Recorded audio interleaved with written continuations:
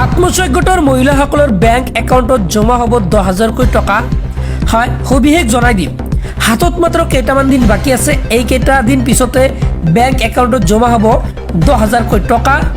কোনে কোনে লাভ কৰিব সবিশেষ জানিব পাৰিব, কোনে কোনে লাভ নকৰিব তাৰো কিন্তু ডাঙৰ খবৰ আহি পৰিছে, নটিফিকেশ্যন আহি পৰিছে। লগতে 10 তাৰিখ দিনাই কিন্তু বেংক একাউণ্টত জমা হ'ব লাখ লাখ বেনিফিচিয়াৰী একাউণ্টত টকা জমা হ'ব। কোনে কোনে লাভ কৰিব সবিশেষ কিন্তু জনাই দিয়া হৈছে। হয়, 10,000কৈ টকা ইয়াতে চাওক আগষ্ট মাহ দিয়া আছে, অৰ্থাৎ এইটো মাহত নলবাৰী, জাগিৰোড, পাথাৰকান্দি, মাৰ্গেৰিটা আৰু ধুবুৰী সমষ্টিৰ যিসকল আত্মসহায়ক গোটৰ মহিলা আছে তেওঁলোকৰ বেংক একাউণ্টত জমা হ'ব 10,000কৈ টকা। আৰু ইয়াৰ মাজতো বহুতে লাভ নকৰে টকা, কোনে কোনে লাভ নকৰিব চাওক। গুৰুত্বপূৰ্ণ দিশ দিয়া আছে। 1 নম্বৰ আছে অমৃত বৃক্ষৰ ফটো, 2 নম্বৰ স্বাক্ষৰিত সংকল্প পত্ৰ, 3 নম্বৰ ব্যৱসায়িক পৰিকল্পনা, 4 নম্বৰ আবেদনকাৰীৰ ফটো।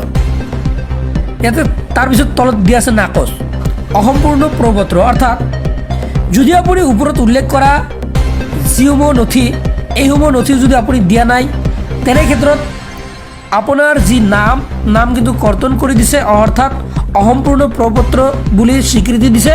আৰু তাৰ পিছত কিন্তু আপোনালোকে এই টকাসমূহ লাভ নকৰে, অৰ্থাৎ আপোনাৰ এই টকা 10,000 টকা নোসোমায়। আৰু পৰৱৰ্তী সময়ত কোনে কোনে লাভ কৰিব টকা সবিশেষ জনাই দিম। এতিয়া জানা হওক 10 তাৰিখ দিনাই কোনে কোনে লাভ কৰিব টকা।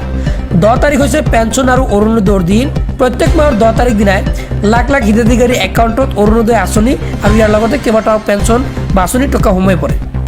কিন্তু এইবাৰ 10 আগষ্ট তাৰিখে অৰুণোদয় আঁচনিৰ টকা লাভ নকৰে। এই 10 তাৰিখৰ পৰিৱৰ্তে 17 ছেপ্টেম্বৰৰ দিনা কিন্তু বেংক একাউণ্টত জমা হ'ব টকা, কিয়নো 17 ছেপ্টেম্বৰ প্ৰধানমন্ত্ৰী নৰেন্দ্ৰ মোদীৰ কিন্তু জন্মদিন। আৰু সেইদিনাই অৰুণোদয় 3.0 মুকলি কৰিব অসমত। মুখ্যমন্ত্ৰী হিমন্ত বিশ্ব শৰ্মাই যিহেতু ঘোষণা কৰিছে যে 10 আগষ্টৰ পৰিৱৰ্তে 17 ছেপ্টেম্বৰৰ দিনা লাভ কৰিব টকা, আৰু সেই যি আনুষ্ঠানিকভাৱে ঘোষণা কৰিব আৰু সেইদিনাই কিন্তু অৰুণোদয় 3.0 সকলোৰে নাম অন্তৰ্ভুক্ত কৰিব, যিসকল অৰুণোদয় 1 আছিল আৰু 2 আছিল। আৰু ইয়াৰ মাজতে বাকীসকল যিসকলে টকা লাভ কৰি আছিলে তেওঁলোকে 10 তাৰিখত লাভ কৰিব।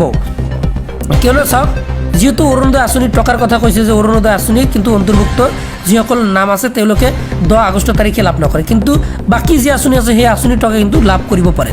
এতিয়া জানা হওক কোন কোন আঁচনি।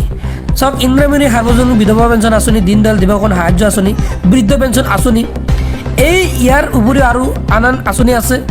আৰু ইয়াৰ লগতে ইন্দিৰামণি সাৰ্বজনীন বিধৱা পেঞ্চন আঁচনি আৰু যিটো দীনদয়াল দিবাংগন, এইসমূহ আঁচনি যিসকলে লাভ কৰি আছে তেওঁলোকক যিহেতু অৰুণোদয় অন্তৰ্ভুক্ত কৰিছে, যিসমূহ আঁচনি অৰুণোদয় অন্তৰ্ভুক্ত কৰিছে তেওঁলোকে যদি 10 আগষ্টত লাভ নকৰে, বাকী যিসমূহ আঁচনি আছে তেওঁলোকে 10 আগষ্টৰ দিনাই লাভ কৰিব।